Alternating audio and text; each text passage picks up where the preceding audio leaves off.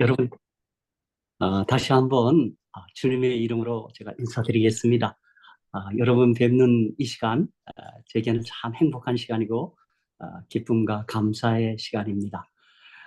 제가 지난번 이제 설교를 시작하면서 5차례 설교를 하겠다, 그렇게 제가 말씀드렸죠.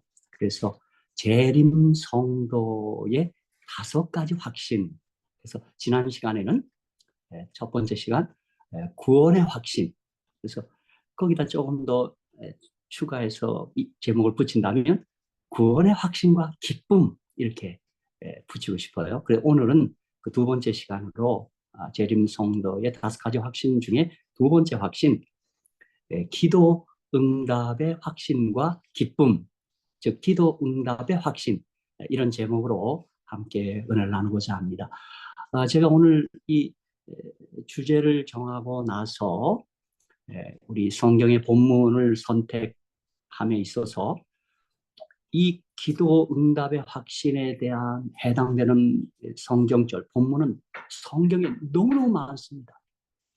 그런데 제가 특별히 야고보 5장 13절에서 18절의 말씀을 제가 선택했습니다.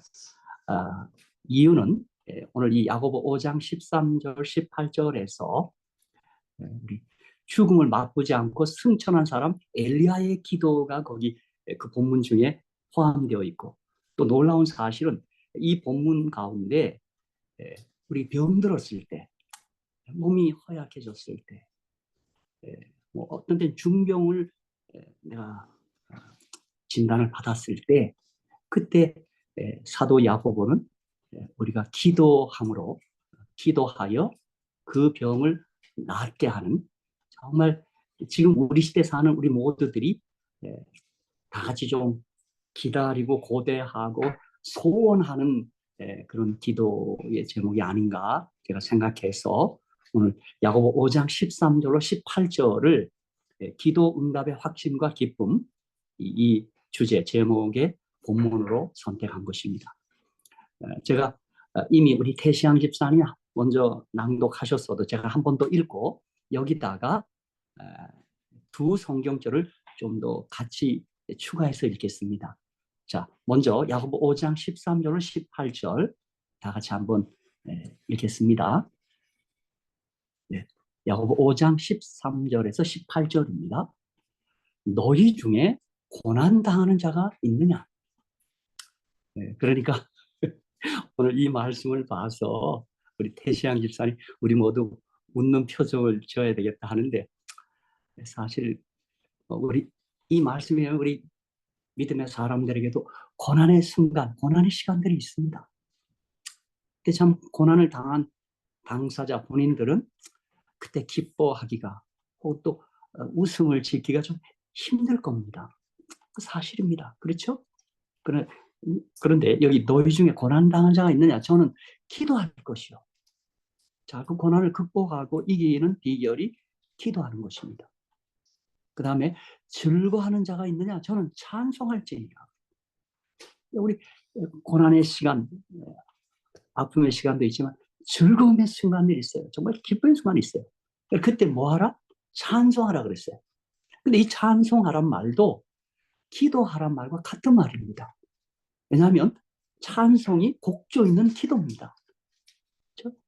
그래서 저는 이 즐거워하는 자가 있느냐? 저는 찬송할지니라. 이 말을 보면서 딱 무슨 생각이 딱 떠오르냐 하면, 제가 책을 읽는 중에 MD 앤더슨에 근무하시던 김의신 박사님, 그 김의신 박사님이 쓴 책이 하나 있습니다. 암을 이기는 사람, 암에 지는 사람. 아주 그분이 그 MD 앤더슨이 전 세계에서 가장 훌륭한 유명한 암 치료병원입니다. 암 전문 병원이에요. 거기서 우리 김우신 박사님이 근무하셨어요. 근데 그분이 이제 한국에서 오는 환자들, 특히 그분들을 많이 도와주셨어요. 통역도 해드리고 또 진료도 더 정성껏 해드리고 했는데, 이제 그분이 그곳에 근무하시면서 그 임상 경험들, 또 자신이 생각하는 그 암에 대한, 그 암을 어떻게 이겨낼 것인가 하는 그런 내용을 그 책에 담았어요. 근데 그 책의 한 챕터가 보면 암 환자들이 찬양을 하면 암을 이겨요. 그래서 그 책에 보면 자기 후배 가운데 하나가 의사인데 암이 걸렸어요. 그래서 그 병원에 와서 진단해 보니까 절망적이에요. 진짜 한 몇 개월밖에 살 수가 없어요. 그 통계에 의한 그 지난 시간들의 경험을. 그래서 그 사실을 그 한국인 의사였습니다. 그 후배가. 그래서 가서 그 사실을 통보하는데 자기가 몹시 마음이 아팠어요. 그래서 후배, 사랑하는 우리 후배요.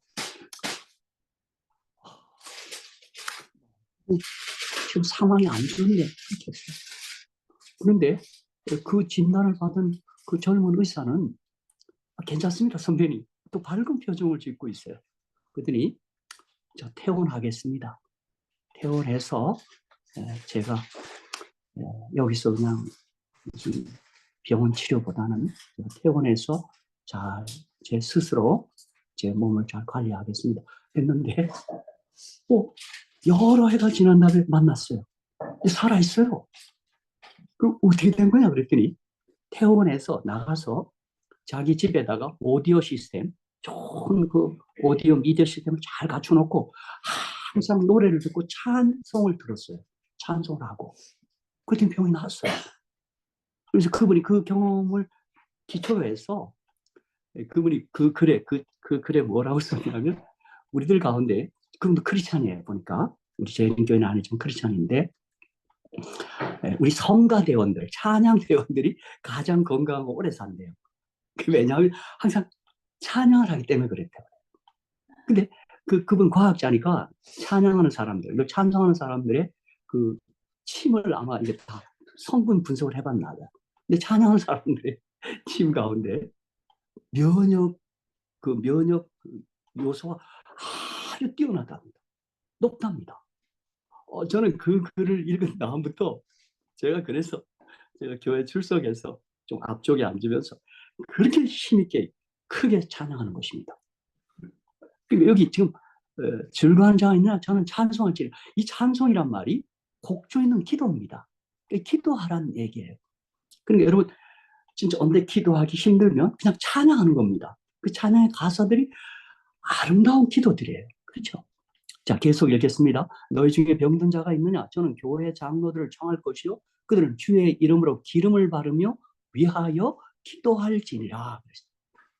여기 기름을 바른다는 말, 신학자들에 따라 좀 해석이, 그 주석이 조금 차이가 있습니다. 그런데 어떤 신학자들은 여기 기름을 바른다는 것을 치료를 적용하라 이 말이에요. 그래서 여러분 왜 그 선한 사마리아인에 보면 기름을 바르다 그런 말 있죠. 그러니까 여러분 현대의학 지금 우리 의사 선생님들 또 혹은 뭐 약사님들, 간호사님들 그 의료인들의 지원과 혜택을 받는 것은 절대 불신이 아닙니다. 그 치료제를 잘 활용하는 거예요.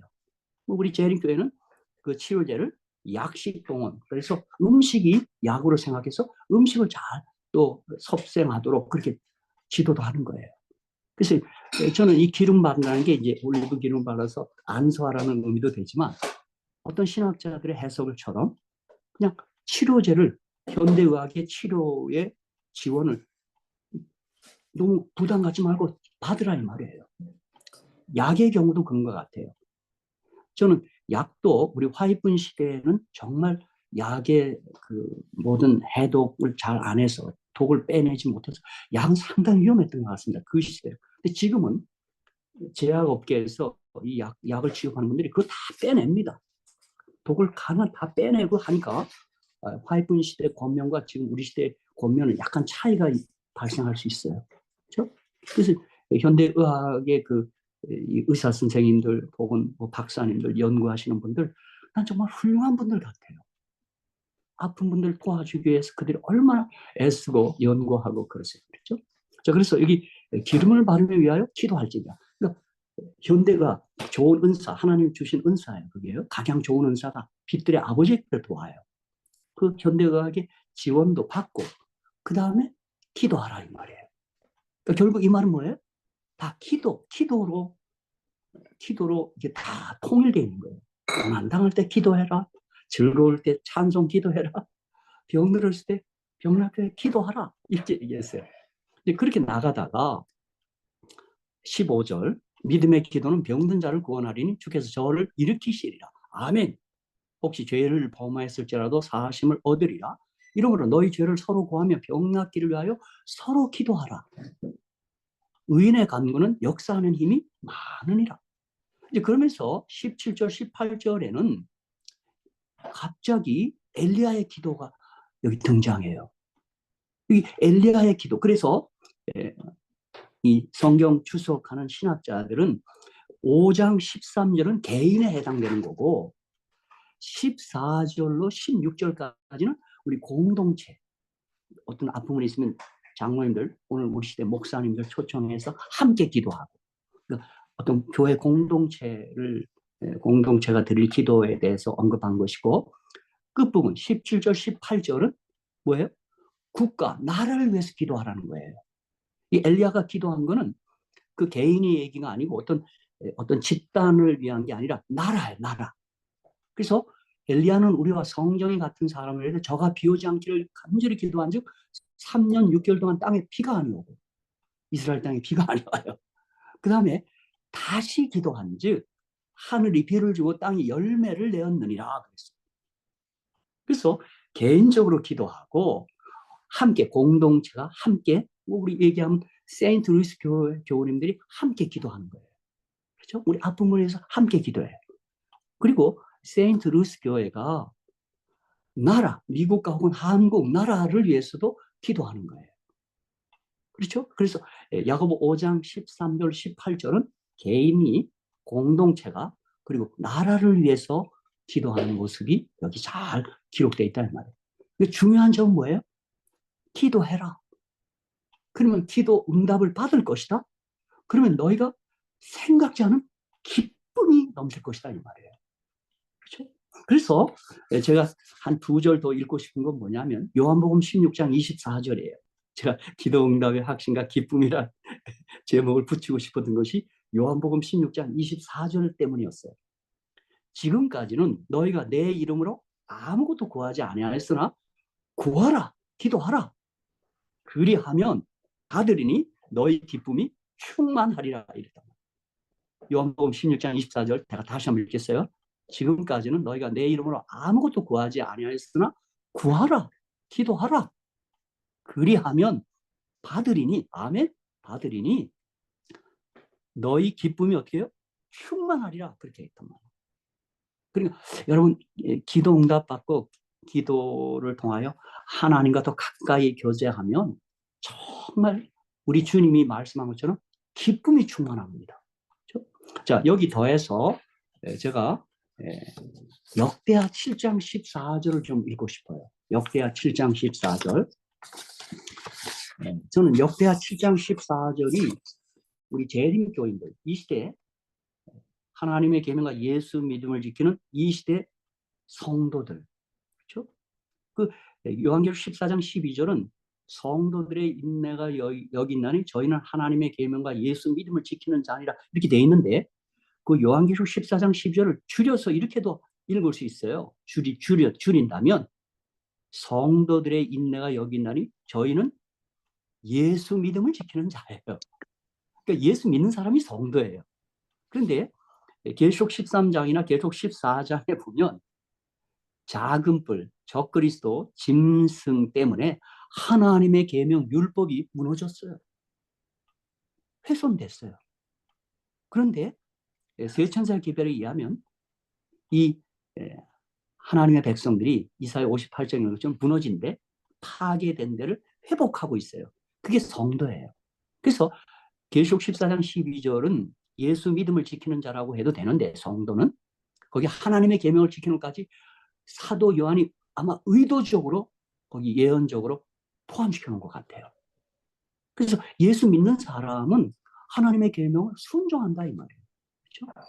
그런데 저는 이 시대 성도들, 하나님의 계명과 예수 믿음을 지키는 성도들, 이들을 이 시대에 내 이름으로 일컫는 내 백성이라고 생각해요. 저는 그런 확신과 긍지가 있어요.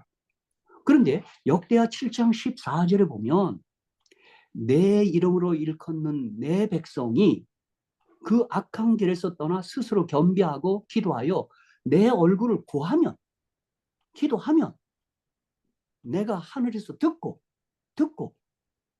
그 죄를 사고 그 땅을 고칠지라 그렇게 했단 말이에요. 저는 역대하 7장 14절을 확신하고 믿으면서 오늘 아마 이 땅에서 많은 예수 믿는다는 분들, 그죠? 예수 믿는 분들 많아요. 그죠? 그런데 특별히 내 이름을 걷는 내 백성, 재림 성도가 기도할 때 하나님께서 하늘에서 듣고 이 땅을 고치실 줄로 믿습니다. 그렇죠? 저는 그 확신이 있습니다.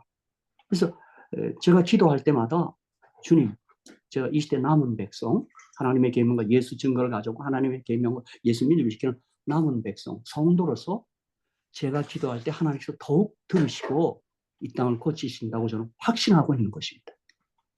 그래서 재림 성도의 확신 두 번째는 이 남은 백성, 성도들이 기도할 때 응답이 있고 그 응답 가닥에 기쁨이 넘치는 것입니다.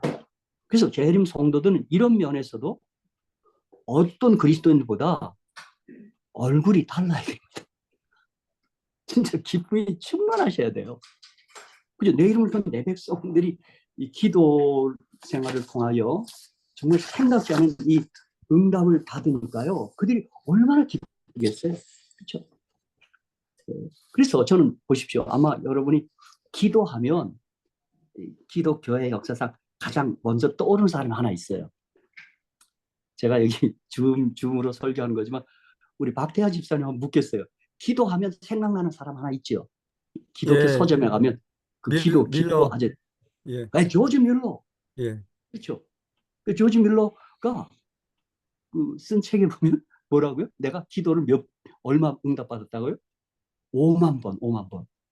글쎄요, 저도 기도 생활해서 응답도 받았는데 그걸 다 카운트는 안 했어요. 여태까지. 그러니까 우리 이 시대 남은 백성, 내 이름을 내 백성 박태하 집사님께서는 5만 1번의 기도 응답을 받아야 될 줄로 믿습니다. 그분은 재림교회는 아니었어요. 조지 밀러는 아마 영국 분이었으니까 뭐 성공회나 혹은 아니면 뭐 감리교나 뭐 일반 개신교 분이었겠죠. 그러니까 박태하 집사님은 무슨 책을 쓰셔야 돼요? 5만 한 번의 기도 응답을 받은 사람이 그 책을 하나 쓰셔야 돼요.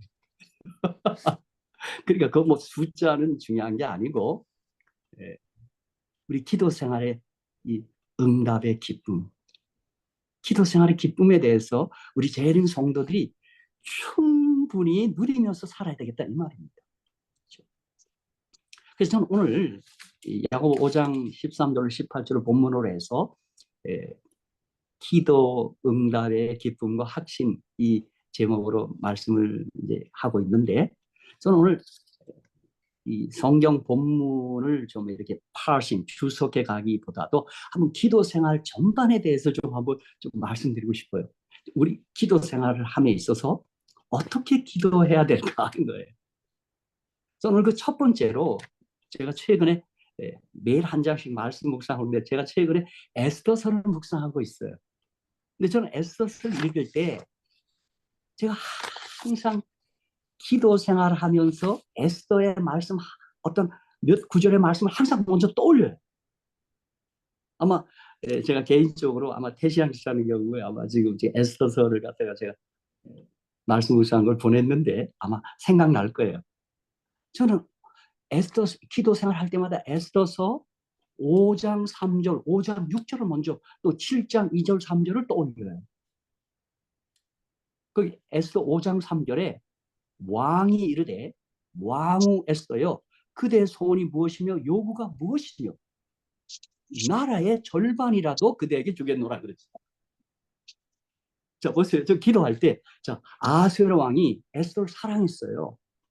물론 너무 예뻤고 착했기 때문에 간택이 됐겠죠. 그 왕 와스디가 폐위됐고 전국에서 예쁜 여자는 다 소집해갖고 딱 간택했어요. 제가 이제 하늘에 가서 에스더를 만날 텐데 정말 예뻤을 거예요. 아마 태시아 양 집사님만큼 예뻤을 거야. 어? 아니면 김경숙 집사님만큼 예뻤을 거야. 그 경국지색이라 그래요. 경국지색. 저도요 이렇게 다니면서 이렇게 어느 때 여성들 이렇게 지금 정말 예쁜 여자 있습니다. 제가 언제 그런 여자를 봤냐면 저 언제 한번 디즈니랜드를 갔어요. 디즈니랜드를 갔는데 거기 이렇게 공주 옷을 입고 이렇게 안내하는 분이 한 분 있는데 정말 예쁩니다. 그래서 내가 목사인데도 불구하고 그 사람 한번 쳐다봤어요. 그치, 저리 예뻐. 그래서 내가 뭐라 했냐면 저거 하나님이 만드신 걸작이라 걸작. 그래서 여러분 성경에도요 라헬이 용모가 곱고 알이 따왔다 그랬어요. 레아는 네, 알력이 부족했다 그랬는데 그거는 이제 히브리어로 보면 눈매가 부드러웠다. 그러니까 레아는 좀 착한 것 같습니다.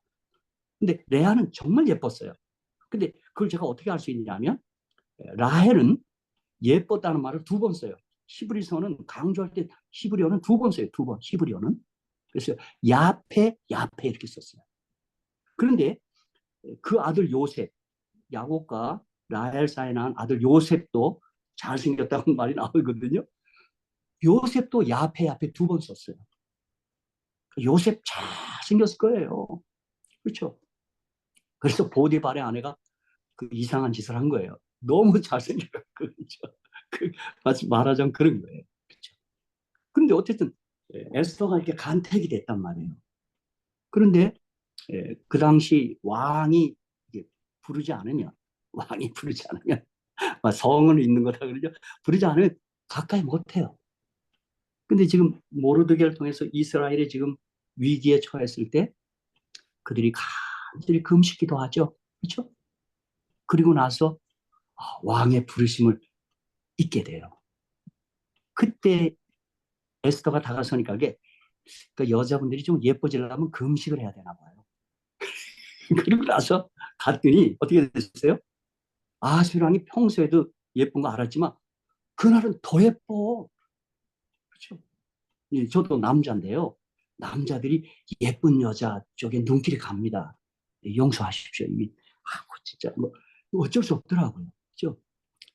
착한 여자가 좋은데 예쁜 여자한테 더 눈길이 가요. 이 남자들이 아주 고약해요. 그렇죠? 예, 그래서 그날 이제 접근 오라 그래 갔더니 뭐라 그래요? 왕후 에스더여 그대의 소원이 무엇이며 요구가 무엇이니? 지금 사랑하는 마음이 있으니까 너 뭐가 필요하냐? 이렇게 얘기해요. 그래서 뭐라 그래요? 나라의 절반이라도 그대에게 주겠노라 그랬어요. 저는 이것을 좀 바꿨어요. 기도할 때마다. 하나님이 제게 이르되 왕후 박진영아 사랑은 내 아내 박진영아 그대의 소원이 무엇이며 요구가 무엇이며 나라의 절반이라도 그대에게 주겠노라. 나 하나님이 그러실 것 같아요. 아세로 왕, 그 왕도 그런 마음이 있는데 지금 지금 저희가 모두 예수님의 신부란 말이에요. 아내, 예쁜, 그죠? 그 아가서에 보면 그 말 나오잖아요. 그죠? 솔로몬 왕이 있고 거기서 더 그 시골 여자를 좋아해요. 그죠? 그 왕궁에 많은 사람들이 있는데도 불구하고 그러니까 지금 우리가 주님을 믿는 믿음을 갖고 주님을 사랑한다고 고백할 때 주님이 우리를 향하여 어떻게 해요? 그 세상 어느 영적 신부 가운데 우리를 가장 최고로 사랑해요. 여러분 그거 확신하고 사시죠? 저는 좀 착각일지 몰라도 저 혼자 이상 착각 속에 사는 건지 몰라도 주님이 나 가장 사랑할 것 같아요. 나 그런 마음도 살아요. 그렇죠? 그래서 제가 시대성왕 191페이지에 예수님께서 우리들로부터 사랑의 고백을 기다린다는 나 그 코테이션을 인용문을 읽을 때마다 그래 나도 막 주님 사랑한다고 고백해야지. 그럼 주님 나 더 사랑하시겠지. 더 가까이 하시겠지. 그런 마음으로 산다. 그러니까 여러분이 기도 생활할 때 응답의 첫 번째 조건은 뭐냐면 하나님의 사랑의 마음을 늘 떠올리는 거예요. 주님 우리를 너무 사랑하기 때문에 뭐예요? 나라의 절반이라도 내가 주고 싶다 이 말이에요. 그러니 여러분 우리 기도할 때 어떻게 하면 돼요? 예수님, 나라의 절반까지는 괜찮아요. 제가 지금 필요로 요구하는 거 꼭 주세요. 이렇게 좀 때를 쓰는 거예요. 그렇죠? 그래서 기도는 뭐예요? 서로 사랑의 고백이에요. 고백. 그렇죠? 그래서 제가 늘 이렇게 얘기해요. 성경은, 말씀은 하나님이 우리를 향한 사랑의 고백, 애정 고백이에요. 그 성경 전체는 하나님 난 너희를 사랑한다는 그 말씀이 전편에 있는 거예요. 내 너 사랑해. 나 너 사랑해. 난 너 죽는 거 못 봐. 내가 너를 대신하여 죽고 너를 영원히 살게 할 거야. 전부 그 얘기예요, 성경이요. 성경은 하나님이 우리를 향한 사랑의 고백이에요. 그럼 기도는 뭘까요? 기도는 뭘 구하기 전에 뭐예요? 나 주님 사랑해요. 나 주님 너무 사랑해요. 주님이 저를 너무 사랑하시기에, 용서하셨기에, 나 주님 사랑하지 않을 수가 없어요. 그게 기도예요. 그래서 기도의 많은 부분을 여러분 뭐로 이렇게 구성해야 되냐면, 채워야 되냐면, 주님을 향한 사랑 고백을 많이 해야 돼요. 예수님, 나 주님 좋아요. 나 주님 좋아요. 그걸 해야 돼요. 그럼 그때마다 주님 뭐라 그래요? 그대의 소원이 무엇이며 요구가 무엇이며 나라의 절반이라도 그대에게 주겠노라. 그렇게 얘기해요. 여러분 기도할 때 항상 이 성경절 에스더 5장 3절, 에스더 5장 6절 꼭 잊지 말고 떠올리셔야 돼요. 아버지, 저 사랑해요. 주님, 저 사랑한다고 다시 고백할게요. 저에게도 말씀해 주세요. 너 요구가 뭐야? 너 소원이 뭐야? 내가 나라 절반이라도 줄게. 이게 우리 하나님의 마음이라고. 저 그래서 에스더 볼 때마다 난 다른 어떤 것보다도 이 아설의 왕이 에스더를 향한 이 말, 나는 이게 항상 떠올라요. 그죠? 그래서 여러분 에스더서 읽어보면 에스더의 소원 다 들어줍니다. 그렇죠? 그래서 이제 이 8장에 와보면 에스더 8장에 와보면 결국 뭐까지요? 저 하만이 우리 민족을 다 진멸하라고 하고 있습니다. 그때는요, 그 에스더가요, 막 울어요. 울면서 간구해요. 우리 민족 살려주세요. 그랬더니 어떻게 해요? 여러분, 페르시아는 한 번 딱 조솔에 어인이 찍히면요, 그 변경을 못해요. 그런데 그 조소까지 변개해요. 그러니까 어떤 사망 선고까지도 왕이 사랑하니까, 에스더를 사랑하니까 그렇게 처리한 것처럼 하나님이 우리를 사랑하기 때문에 우리가 어느 때 사망 선고를 당했다 할지라도 자, 이것을 우리가 어떤 병을 얻었다고 자, 내가 죽을 병이라고 합시다. 그렇죠? 그 선고도 주님께서 처리할 줄로 믿습니다. 그렇죠? 그러니까 여러분 기도할 때 항상 이 하나님의 사랑의 마음을 절대로 먼저 떠올리셔야 합니다. 그렇죠? 그리고 여러분 다시 한번 고백하지만 제가 성경을 수없이 읽으면서 매일 아침 성경 읽으면서 내가 고백하고 고백은 뭔지 아십니까? 하나님은 사랑이십니다. 하나님 정말 사랑이셔요. 사랑. 그렇죠? 그래서 저는 성경에서 제일 멋진 장이 로마서 8장이라고 봅니다. 로마서 8장. 로마서가 대단한 책인데 그 로마서에서 제일 위대한 장이 로마서 8장입니다. 태시양 집사님 하면서 로마서 8장 39절 뭐 다른 거 다 어느 때 저는 한번 로마서 8장 한번 외워봐야 되겠다. 39절을. 근데 39절 우리 뭐 다 외우지 않아도 거기 무슨 말이 나와요? 끝부분에? 네. 그리스도 예수 안에 있는 하나님의 사랑에서 끊을 수 없느니라. 어떠한 것? 예. 그러니까 뭐 그거 뭐 다 그 철자 안 틀리고 외울 거 상관없어요. 그 말은 뭐예요? 그 어떤 것이라도 우리를 하나님의 사랑에서 절대 끊을 수 없으리라요. 아멘? 아멘? 뭐 사탄도 뭐 죽음도 어떤 것도 사랑 끊지 못해요. 그렇죠? 그러니까 여러분 기도하실 때 항상 좀 무릎 꿇을 때 한번 에스더 5장 그 2절 꼭 먼저 떠올리시고 기도하세요. 예수님, 하나님 저 사랑하시죠? 그 끊을 수 없는 사랑, 측량할 수 없는 사랑, 그 엄청난 사랑. 진짜 어떤 분은 그걸 미국 목사님은 beyond belief 그랬어요. 믿어지지 않는 거라. 믿어지지 않는 거예요. beyond belief. 그리고 오늘 제가 두 번째는 제가 이 성경을 쭉 읽다 보니까요. 아까 우리 에스더서 8장에서도 얘기했지만 하나님이요. 우리 눈물에 약해요. 눈물. 저는 요즘 하나 무슨 응답을 위해서 막 떼쓰는 기도할 때요. 그때마다 일부라도 내가 울어요. 예수님, 이분은 꼭 고쳐주세요. 예수님, 고쳐주세요. 예수님, 예수님, 예수님 안 돼요. 예수님, 예수님 고쳐주세요. 제가 이렇게 막 울고 뗐을 때마다 성경절이 막 지나가요. 제일 먼저요. 여러분 열왕기하 20장이나 이사야 38장에 보면 히스기야가 병들었습니다. 그때 이스라엘 선자는 그에게 다가가서 죽음을 준비하세요. 당신 살지 못합니다. 여러분 그게 뭐예요? 그게 오늘날로 얘기하면 의사들에게 진단받은 거예요. 준비하세요. 이건 안 낫습니다. 그런데 열왕기하 20장 3절에 여호와여 구하오니 내가 진실과 전심으로 주 앞에 행하며 주의 보시기에 선하게 한 것을 기억하옵소서 하고 심히 통곡하더라. 여러분 기도하실 때 어느 때는 좀 눈물을 흘리는 거 괜찮습니다.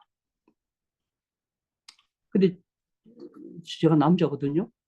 제가 한 여자랑 살고 있어요. 근데 그 여자가 울며 다가설 땐 내가 꼼짝 못합니다.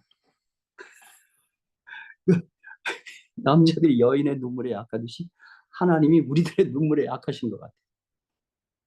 그런데 좀 읽어보면요. 열왕기하 20장 4절에 이사야가 성읍 가운데까지도 이르기 전에 여호와의 말씀이 저에게 임하여 가라사대 너는 돌아가서 내 백성의 주권자 히스기야에게 이르기를 왕의 조상 다윗의 하나님 여호와의 말씀이 내가 내 기도를 들었고 내 눈물을 보았노라 이렇게 했어요. 저는 여기다 줄을 쳤어요. 야, 주님이 눈물이 약하다. 제가 그런 다음에요. 성경 전반에 눈물로 기도한 게 응답이 됩니다. 여러분 어디요? 창세기만을 읽을 때는 창세기 32장을 읽을 때는 그 야곱이 야복에서 기도할 때 거기는 눈물의 얘기가 없어요. 눈물 흘렸다는 말이 없어요. 창세기 32장. 근데 성경 전체를 읽어보면 호세아 12장에 가보면 그때 야곱이 눈물로 기도했단 말이 있어요. 자 보세요. 호세아 12장 3절로 5절 야곱은 태에서 그 형의 발 뒤꿈치를 잡았고 또 작년에 하나님과 힘을 겨루되 천사와 힘을 겨루어 이기고 울며 그에게 간과했으며 이렇게 나왔어요. 그러니까 그날 야곱이 막그 분이엘이죠 거기가 그죠? 천사와 겨루 거기 예수님이에요. 우리 부조화 선생님 그 천사 힘센 천사가 예수님이라고요. 근데 어떻게 해요? 우리 창세기 32장에서는 잘 모르겠는데 호세아를 가보니까 그날 울며 기도한 거예요. 그랬더니 주님이 어떻게 해요? 난 성경에서 제일 말도 안 되는 얘기예요. 어떻게 사람이 하나님과 겨뤄서 이겨요? 그 말도 안 돼. 그러니까 우리가 눈물의 기도가 하나님을 이긴다고요. 하나님 눈물에 약하셔요. 그러니까 그래서 그런가 요한복음 11장에 보면 죽은 지 나흘 되어 썩은 나사로를 주님이 살려요. 여러분 저는 요한복음 11장 그 41절 44절 읽으면서요. 야 주님이 기도해서 죽은 자를 살려는 거예요.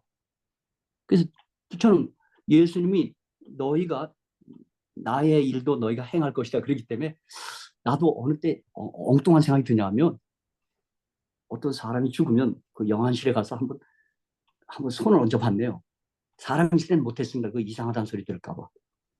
근데 아직까진 손을 얹었는데 시체가 일어나지는 않습니다. 저는요. 근데 예수님은 기도했더니 죽은 자 살아났단 말이에요.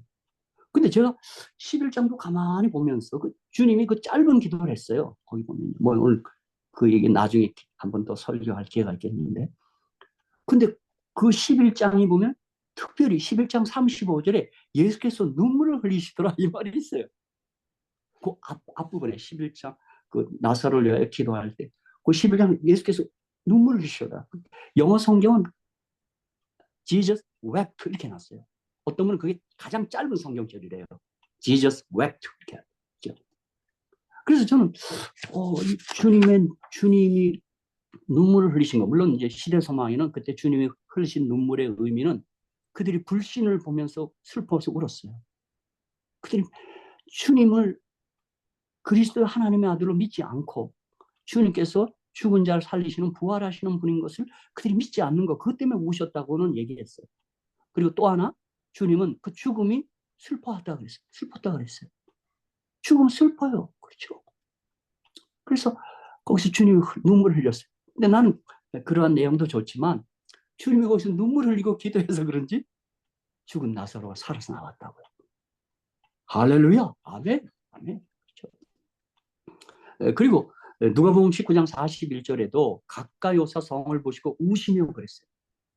주님이 우셨다는 기록이 복음서에 두 군데 나오고 또 히브리서 5장 7절을 보면 겟세마네에서 기도할 때 주님이 통곡하고 눈물로 기도하셨어요. 그러니까 성경을 전체 읽어보면 복음서에서는 겟세마네에서 그냥 주님이 피땀 흘리며 기도했다는 것만 표현되어 있는데 히브리서 5장에는 주님이 통곡으로 기도했다고 그랬어요. 여러분, 그날 주님이 눈물로 기도했기에 주님이 우리를 끌어안고 십자가에서 죽으셨기에, 피 흘리셨기에 우리가 영원히 살 수 있게 된 겁니다. 응답받은 거죠. 그러나 그날 주님은 자신이 우리의 죄를 걸머지기 때문에 하나님과 분리돼요. 그렇죠?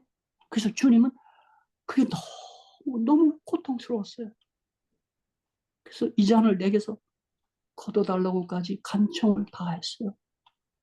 그러나 주님 그날 기도할 때 뭐라고 했어요? 나의 원대로 마옵시고 아버지의 원대로 하옵소서라고 기도했다. 그래서 오늘 저는 여기서 이 두 가지 기도 생활에 있어 두 가지, 하나 그분의 사랑의 마음을 항상 떠올리고 나라의 절반이라도 내가 주고 싶다 하는 주님의 사랑의 마음을 항상 집중하고 주목하시고, 두 번째는 우리가 기도할 때 주님 앞에 우리가 정직하게 그 눈물로 기도하는 거예요. 그 눈물은 뭐예요? 간절함이죠. 간절함. 예수님, 하나님, 나 죄 중에 괴했습니다. 난 절망적인 사람입니다. 주님, 저를 불쌍히 여겨주세요. 나를 긍휼히 여겨주세요. 날 도와주세요.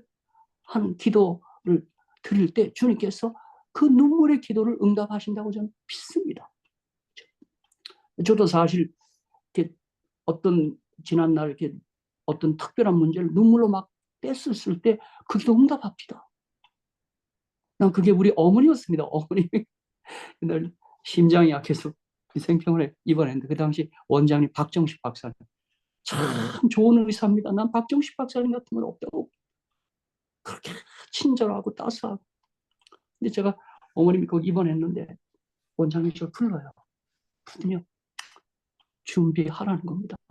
살 수가 없다는 겁니다. 심장 지금 기능이. 저는 그 사실을 어머니한테 통보할 때요, 내가 뭐라고 했는지 아세요?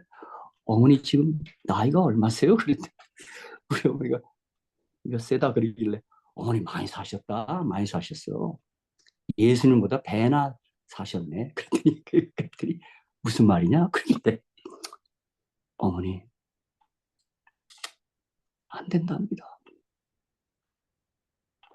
그리고 제가요 거기서 저희 어머니랑 같이 이참이를 불렀어요. 복음성가.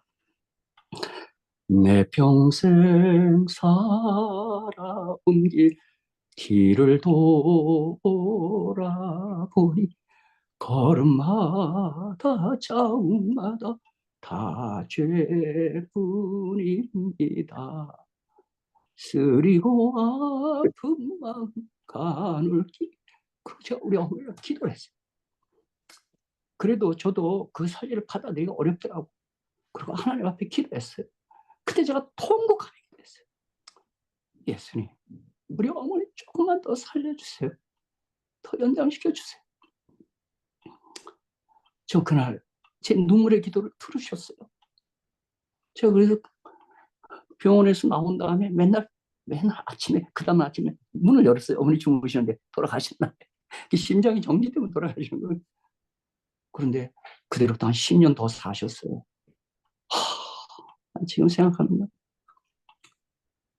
그래서 여러분 어느 때 기도 응답을 위하여 한테 좀 막 그 본인도 울고 가까이 있는 사람도 눈물로 기도하는 것입니다. 그리고 이 시간 오늘 마침 이 병에 대한 이 병자 낫는 것에 대한 그 내용이 야고보 5장 13, 18절에 들어있잖아요. 제가 여기서 여러분에게 드리고 싶은 것은 우리 화이트분이 말한 것처럼 병의 치료보다 예방이 훨씬 낫습니다. 그래서 병을 들기 전에 예방하는 게 중요합니다. 그래서 저는 오늘 그저 잠깐 보너스로 잠언에 보면 우리가 병을 예방하는 보약, 양약이 한 3가지 있습니다. 제가 보니까요. 그 첫 번째, 잠언 16장 24절에 선한 말은 꿀송이 같이 달아서 마음에 달고 뼈에 양약이 되느니라 그랬어요. 그래서 저는 여기 선한 말이 약이에요, 약. 그러니까 우리들끼리도 정말 선한 말 칭찬해 줘야 돼요. 제발 좀 비판하고 지적하지 마십시오. 난 우리 재림교인들 하나 여러분 그 말은 너무 아프고 그 사람 아프게 합니다. 병들게 해요. 제가 왜 이 말씀드리냐면 이 세상의 선한 말 중에 최고의 선한 말은 하나님 말씀이에요. 제가 보니까. 하나님은요 항상 저를 칭찬합니다. 격려하고 지원하고 이게 용기를 줘요. 그렇죠? 그래서 여러분 말씀이 약이에요. 여러분 말씀 묵상 꼭 하셔야 돼요. 그렇죠? 개인적으로. 그 다음에 두 번째 잠언 17장 22절 마음의 즐거움은 양약이라도 신령의 것이고 뼈로 마르게 한다고 했어요. 그러니까 기쁨이 약이에요. 그래서 여러분 약을 먹는 마음으로 좀 헛웃음이라도 많이 웃어야 돼요. 기뻐해야 돼요. 힘들어도 기뻐해야 돼요. 그래야 그 약이 돼요. 약. 그렇죠? 그 다음에 잠언 3장 5절로 8절을 보면 여호와를 경외하며 악을 떠날지어다 이것이 내 몸에 양약이 되어 그랬어요. 이게 뭡니까? 자, 예수 믿어야 돼요. 주님 잘 경외해야 돼요. 이게 약이에요, 약. 그렇죠? 그래서 신앙이 약이라는 사실, 그다음 말이 약, 말씀이 약이라는 사실, 그 다음에 우리 기쁨, 즐거움이 약이라는 사실을 제가 잠언에 명시된 3가지 약을 여러분 건강을 유지하고 병을 예방하는 그 약으로서 좀 제시해 드리는 것이 오늘 이 끝부분의 말씀입니다. 아무튼 여러분 우리 조지 밀러처럼 5만 번 이상의 기도응답을 경험하고 기쁨에 넘치는 여러분 멋진 삶을 사시게 되기를 주님의 이름으로 축복합니다. 아멘. 감사합니다. 아멘. 아멘.